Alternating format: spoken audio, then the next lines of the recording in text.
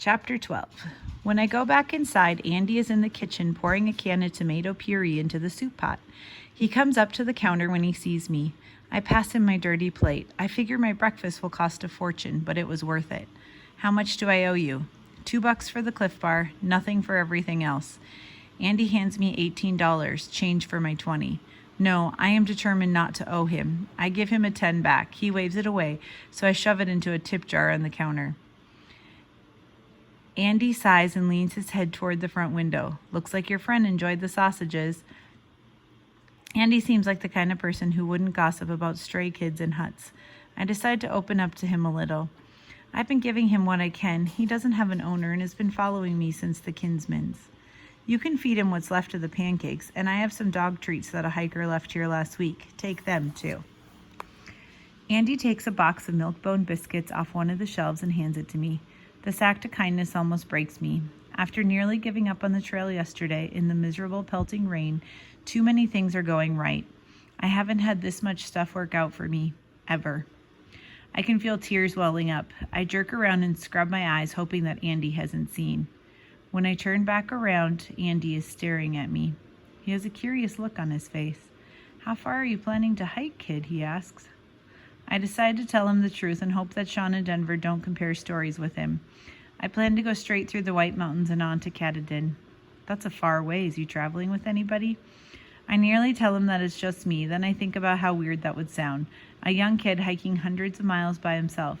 I'm hiking with my dad, but he's real slow. I don't think he'll be here for another hour at least. I swallow hard. The lie is a lump in my throat.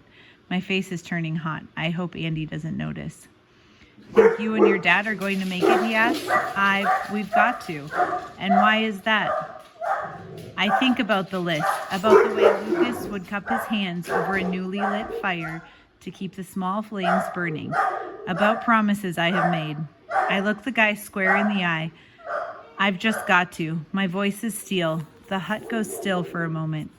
I expect Andy to poke further, to ask more questions that I have to make more lies for. Instead, he folds his arms. Wait here, he says.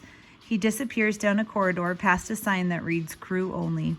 When he comes back, he is holding a glass marble between his thumb and forefinger. It is perfectly clear except for a ribbon of blue swirled through the center. This belonged to my great-grandfather. Andy tosses the marble in the air. It winks in the sunlight before disappearing back into his hand. He was a fighter pilot during World War II. Before he went to war, his 5-year-old son gave him this marble, told him it would keep him safe. Not a lot of pilots survived Nazi artillery, but my great-grandfather did. He kept the marble tucked in a special pocket he had sewn into his uniform. At the end of the war, he gave the lucky marble back to his son, who gave it to his daughter, who gave it to her eldest son. Andy taps the marble against his chest. Me. He holds the marble out to me. This is for you. You've got a long way ahead of you, and a little luck wouldn't hurt. No. The word tumbles out of my throat. I don't deserve this generosity, this faith and trust in me when I barely have faith in myself.